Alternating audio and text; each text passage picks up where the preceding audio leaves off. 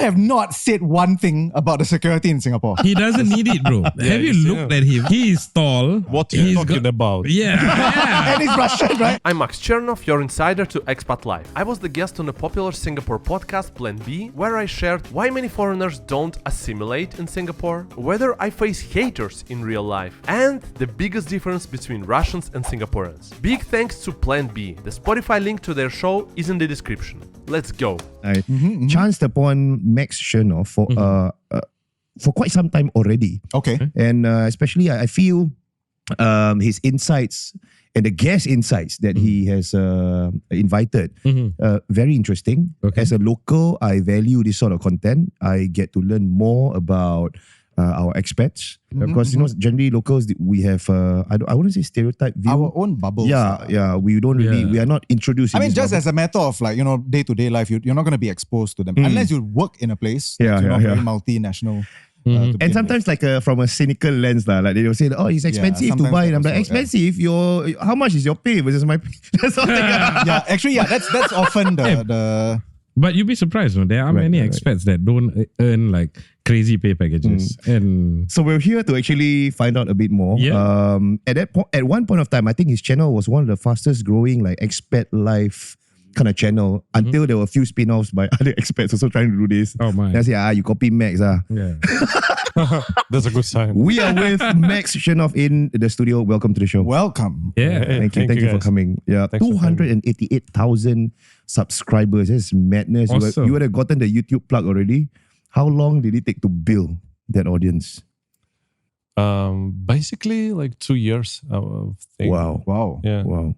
It's crazy. 2 years. Hey, that's a record time, right? Yeah, it is. It's hard. You've been doing this channel for how long? I started the channel 3 years ago, and I was on and off with content, posting content. But then 2 years ago, I decided, a bit more than 2 years ago, I decided to kind of relaunch the channel and rebuild the team.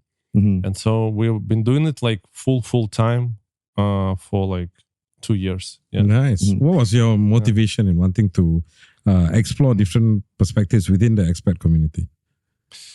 For me, honestly, because I've been doing YouTube for a long time, for 5, 6, 7 years. For my Russian channel, I have channel Russian is the biggest. It was the biggest in the niche of social media marketing. How to grow Instagram, YouTube. I used to have a social media marketing agency. Wow. And so this was back in Russia. I was already actually. I living in Europe first, and then Singapore. So I was. I continued doing it, and then around. Yeah, exactly 2.5 years ago, I stopped the operations and I kind of focused on this channel.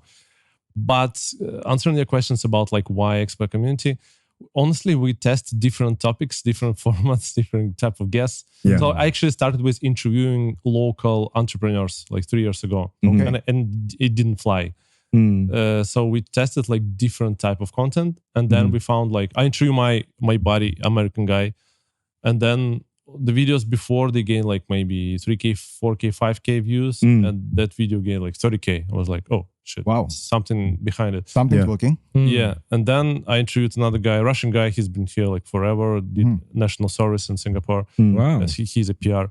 I introduced him, and the video gained 40K views. I was oh, maybe that's the niche. And then that 40K views, how many % was it from local audience versus overseas? Normally, actually, most of our audience now and before, it's locals. 60-70% in each country, because we also do it. We do it in Singapore, but we also do Malaysia, India, the Philippines, China. In each country, it's 60, 70, up to 80% are locals are watching the videos. Wow, okay. Yeah. So there's a lot of interest. That's exactly what you were talking just now, that locals are actually interested in why these expats are coming to our country, how much they earn, all kind of stuff. It's interesting because one of the things that got me hooked, especially when they talk about your day-to-day living expenses, how much is the rent how much their company allocates for them to stay here, what they're spending, are they taking public transport versus whatever. And very interesting insights from different nationalities coming here. What was the highest viewed video on YouTube, on your YouTube channel? The viewership? Yeah. The ones from the top are from India, actually. Oh, I see. Yeah, I think From India. the biggest one, 1.6 mil. Whoa. This Australian guy. Actually, the biggest one I think is Singaporean. Yeah, Singaporean guy, my friend Andy. Singaporean guy doing business in India, talking about India. Yeah. Oh, okay. So it's probably like interest, like you want to know also what's going on in India. Like as a Singaporean, like if you want to do business in India as well, because the fact is, I think we've always talked about how Singapore is like multi what's it called, metropolitan, we're in the middle of so many places, but a lot of locals, and we've talked about this on the show before. Yeah, like a lot of the locals tend to feel like we live in a well of sorts, bubble, right? In our own little bubble, Right. and we don't really know the outside world as much. So like this is like one way to understand, I guess.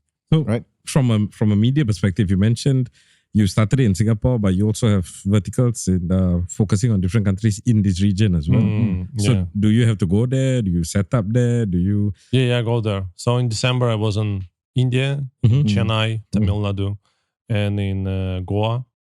And then I went to Guangzhou and Shenzhen. So for interviews, yeah. So when you go to all these countries, you set up and you have operations, you hire.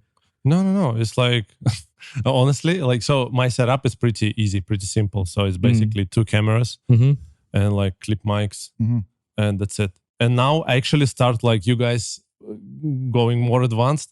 I'm actually simplifying my operations now. So I try to use only GoPro camera now and just walk in the street. For example, I showed this Australian guy living in Mumbai. So we just walk the street of Mumbai and like I'm filming with my, and it's one of the highest in terms of viewership.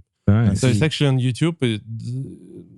Like in my genre, people appreciate being like natural and have this sense of that's realistic, not over polished. You know what I mean? So that's that's why it works. And you mentioned that before, right? Like, I mean, the appetite today is more raw. Yeah, that's what social media users want, that authenticity. I think he delivers it quite well. And I think the questions that Max delivers are what locals want to know as well. I think that's interesting. What are some of the interesting feedback that you've got from the expat community about your channel? Yeah. Are they okay? Do they like it? Are you like exposing traits? It's not the thing like, it's not the thing like, expat community. It's not it's not like homogenic, like not like a solid piece of community. Honestly, like most of the feedback comes from locals. So I get recognized on the street every day, but by locals in 95% of the cases. And what kind of things do they say? Yeah. What hits home? I say, you're Max. I watch the channel. That's the extent of it. What about hate, bro? What about hate? Like, do you get hate? Yeah, do you get hate for stuff? Like in a negative way? Yes. Not only online. Honestly, I never had anyone in real, like in offline, in real life, saying something negative. Only online. To be fair, most of these online trolls, keyboard warriors, like they're only fierce online. You could see the same person in real life and they would not say anything. They probably would look like a mixed strawberry or something. But what do they say? I mean, like online, what do they say? What kind of what's the worst that you have to deal with? Sometimes people are not happy with the opinions of my guests, and they say, or sometimes actually I have some like pushback.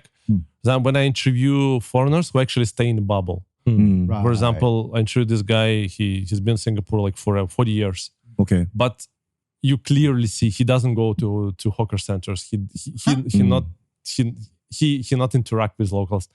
So he doesn't mingle with locals. So basically, he stay in a bubble and like living only privileged life, like living in Singapore as the like rich white dude. And that's the worst, actually. Yes, and I can imagine. People can see it and can smell it.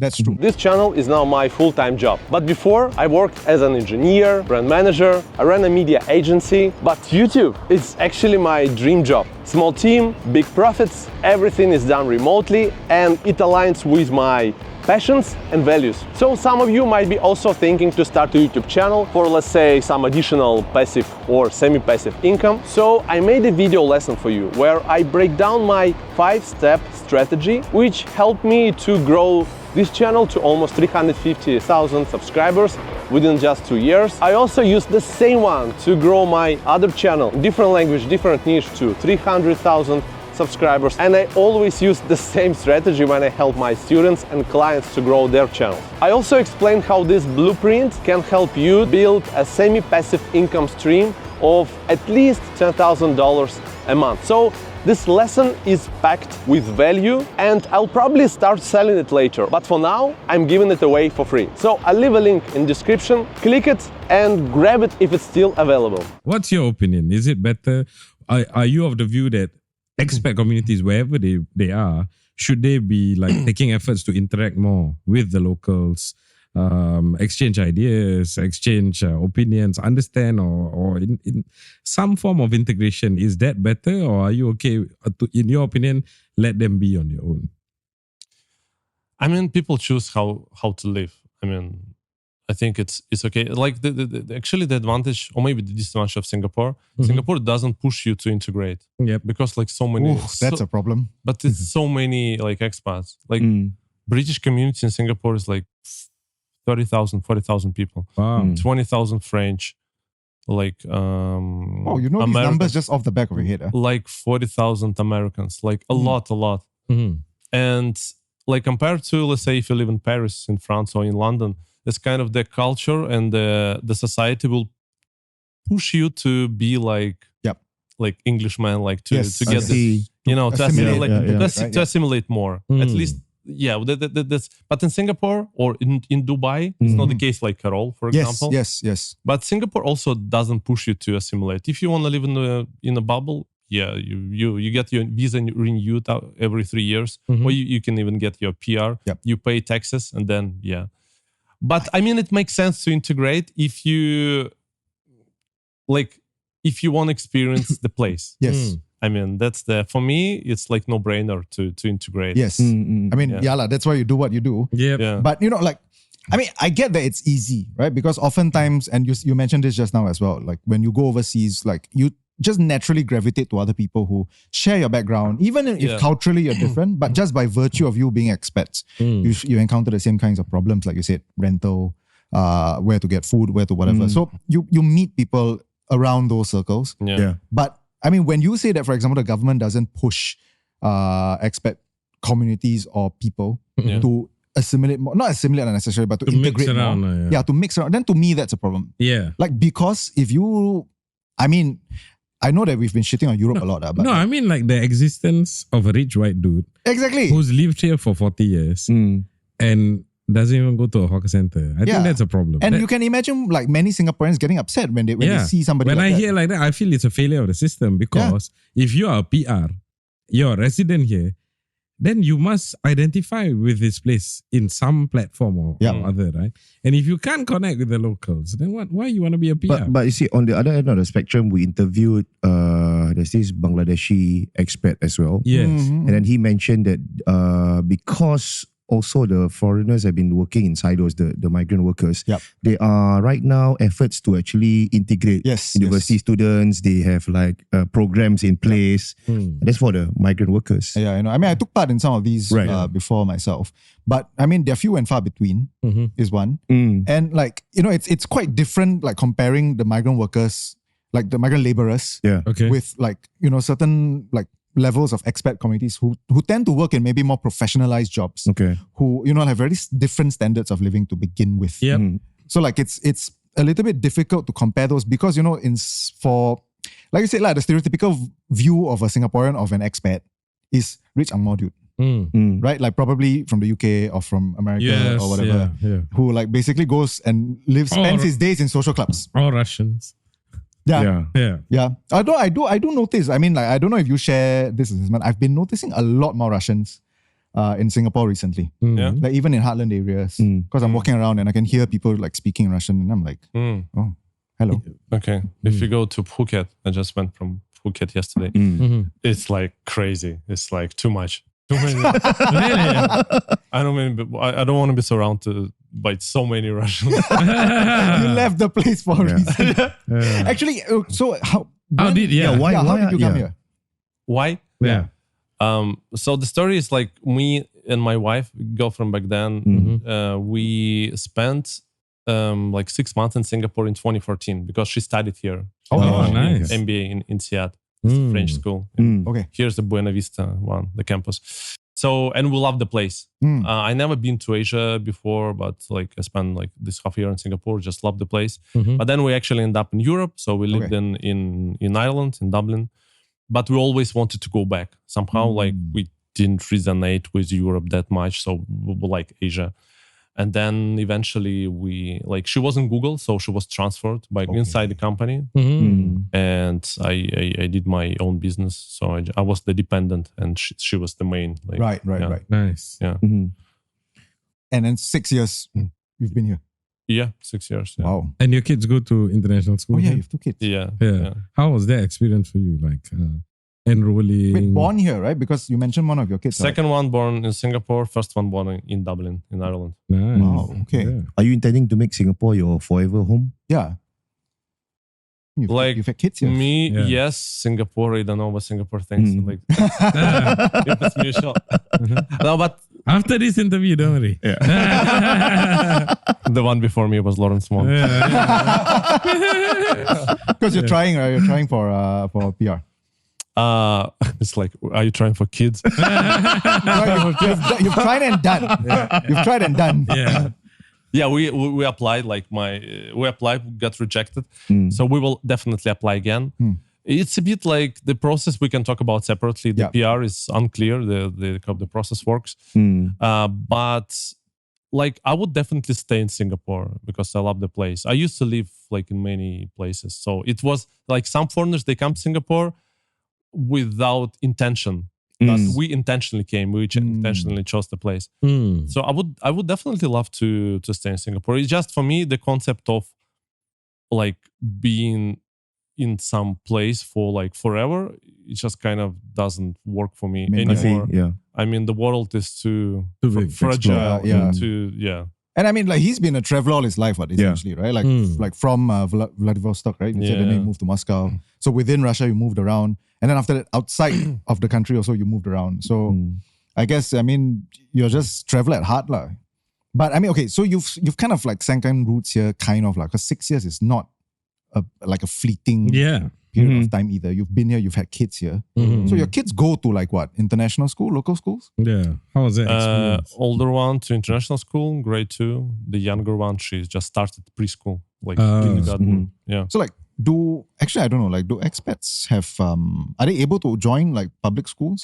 Yes, but they're able, but they're like last priority. So basically like you apply to one school and then you get answer from them, like the last priority when you already like 1 month before the school starts. And then if you're not accepted, you're kind of screwed. So you need to go to international school. So then it's like you as a foreigner. So if you're PR, you kind of in the middle of the queue. Yes. If you're just foreigner on employment pass, you like down the queue. So it's a little bit like that. And it's much more expensive than... Oh, is it? Yeah. Oh, because no subsidies, right? Yeah. It's like for locals, it's almost zero. It's like $50, something like that. Oh, the fathers are here. For PR, it's like 300, I think, dollars. Per month. For foreigners, it's almost 1,000. Wait, what? That's a big increase. Wow. Yeah. Oh, a month. Yeah, a month. Yeah. Wow. That's ridiculous, right? No, but that means that the subsidies are actually quite a lot. I didn't realize this. It's substantial, yes. Because I mean, I know that Singaporeans pay very little. I think $15 only, not even 50. Yeah, less than it's less than 50. I'm pretty sure. But like, I didn't realize that the amount subsidized is that much. You know, I just assumed it was like maybe a couple of hundred, then reduced to 15. I didn't realize it's like 1,000 plus reduced to 15. But preschool is expensive too, right? Preschool is expensive. Yeah, it's like half day. I think 1.6 per month. So that's why you kind of have to make. That's why you're supposed to be like a rich foreigner. Actually, that's true. Because you can't survive. You're supposed to. You need to, especially like first kid. And then the price increase, like grade 1, grade 2, grade 3, it's actually increased. And then second kid to preschool, there's like more budget. And then second kid go to like international school. It's like, it's freaking expensive. Oh gosh, yeah. I mean, like with regards to ASEAN, you know, as a region, right? There are many other places that arguably can also offer similar level of education. Attractive destinations. Yeah, and also possibly at a more discounted price in terms of your place of stay. Where do you have in mind? Like Malaysia? Oh, yeah. Because they are pulling in investors to come in, you know, they're building their economy. Thailand? Yeah. So I'm trying to ask, like, what's the sensing like on your end? Why Singapore versus, like, for example, Malaysia? Malaysia, I go to KL like very often. I kind of tried to fall in love with the place, but I cannot for some reason. I don't know. Vibe, for me, because like I live in Singapore and KL is like more or less like Singapore, but cheaper and like a bit more raw. So that's one way to put it. Yes. So if you go to Thailand, it's something new. It's different. But Malaysia is like same. So I don't know. I like Malaysians. Malaysians are like super sweet. But like living in KL, I don't know. Singaporeans are not. Singaporeans are a bit more reserved. Also very kind. Okay, true. But more reserved. A bit more cold.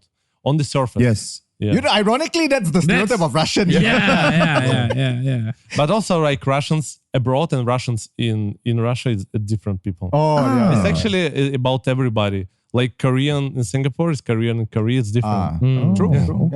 Okay. Well, it's interesting. So, no, because you had some questions that you want to ask. Yeah, no, because like I mean, of course, you did mention this in passing, like how, you know, like Russians tend to be a bit more straightforward.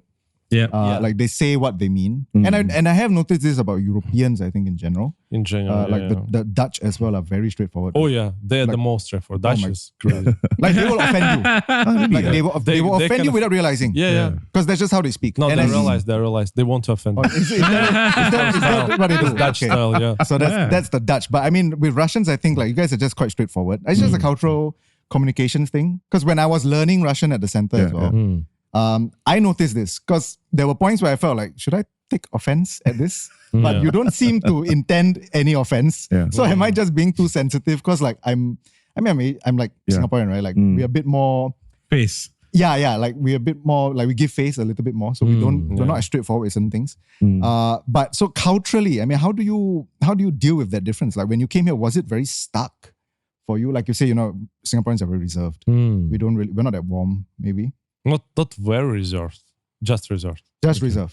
Not like too much reserved. Not like Swiss people. Oh, well, at least we're not like the Hong Kongers, because Hong Kongers are just rude, right? Like, they are more like more rough. They will they will actually fight you or something. You are just going on a parade, whacking every single country. No, Hong Kong not a country. Even he's looking like shit. Shit. I've been to Hong Kong and I really hated the place. I never want to go back to Hong Kong again. Like, Why? I hated the place. You hate Singaporeans. You hate Singaporeans. Everything also you hate, bro. This is my home. Okay, number one, I'm allowed to whack Singapore because okay. But like I genuinely do not like Hong Kong. I've been there once. I never want to go back again. I hate it. Everyone's rude.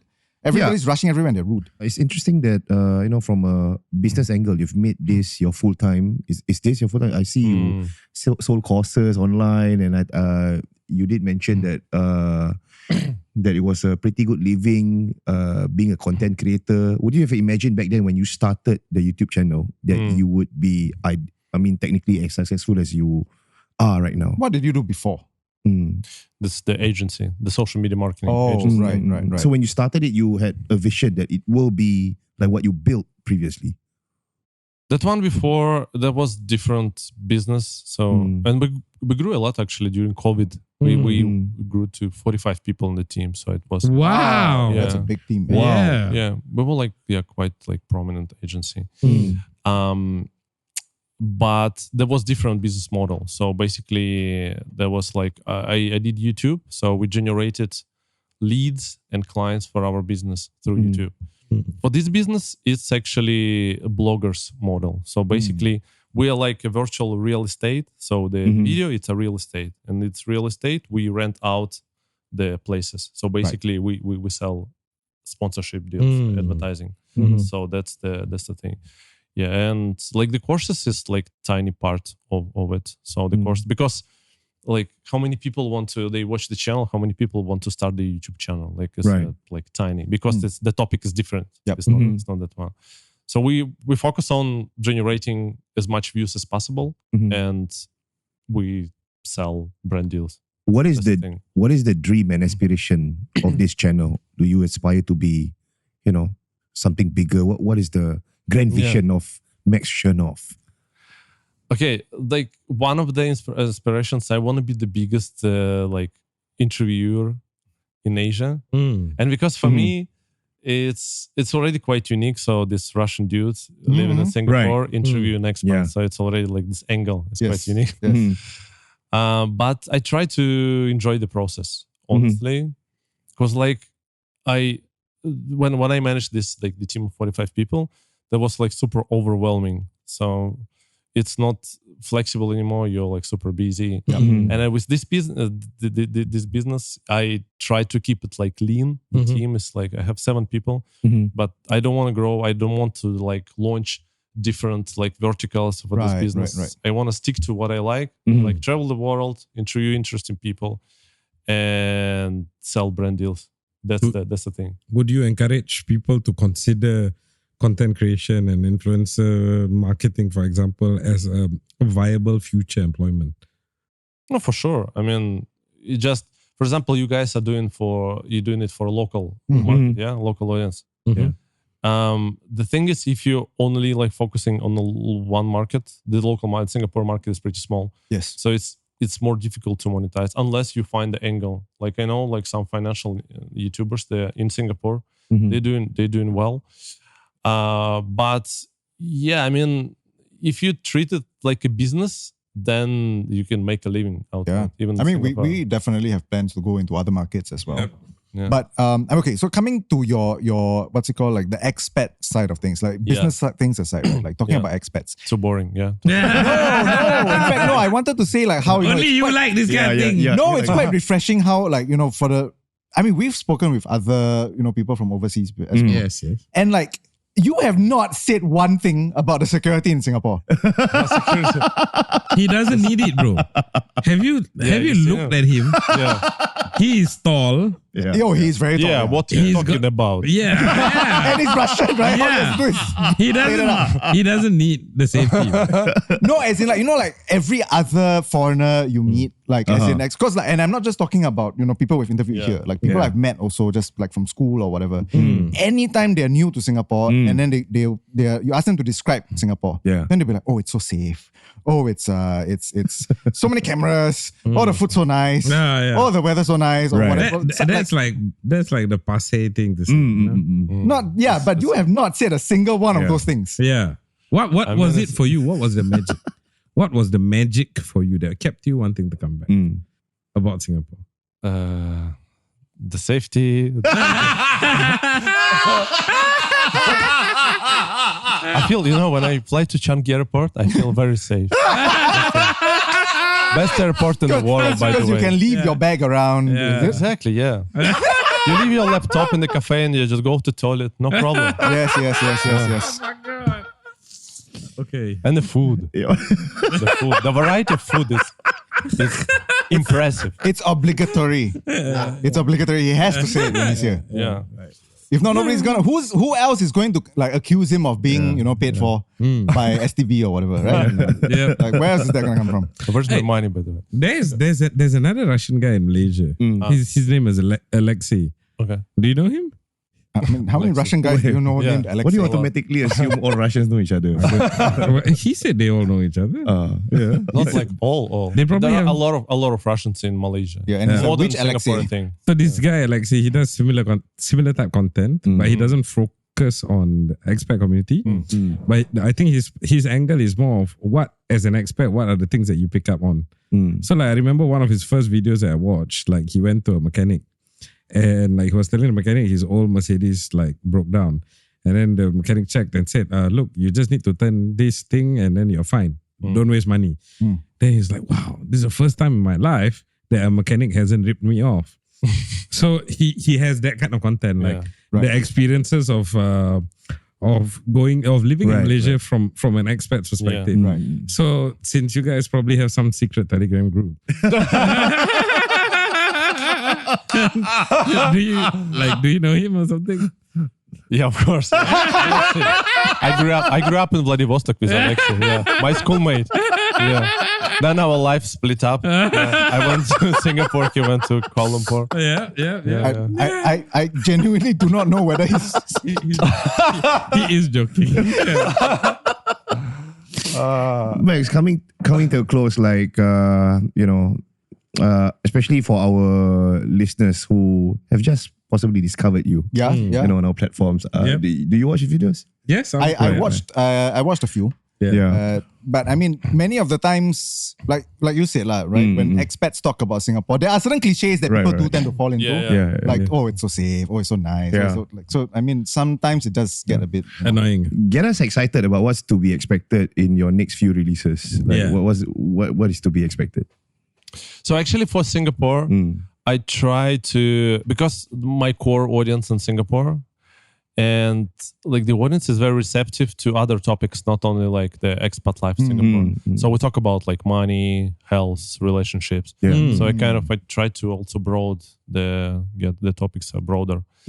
But I interviewed the guy. He's a bit controversial. He's Singaporean. Which guy? The name Kelvin.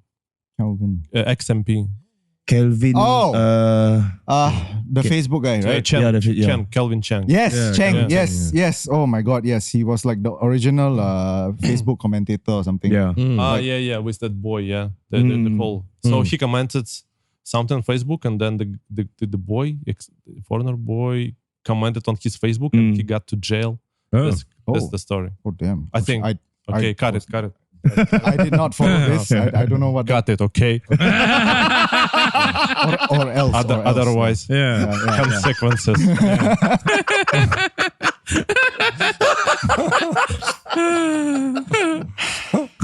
I feel the Red Army vibes. You know what I mean? Just because he's Russian. All right. That will come out. Maybe in a couple of months. Awesome. Oh, okay. Nice. I'm showing this another guy. He the Asian food channel. So the guy actually founded this channel and he sold it for like 63 mil 10 years ago. Oh, no shit. Hian Go. He's like a prominent entrepreneur. Nice. He's also Singaporean.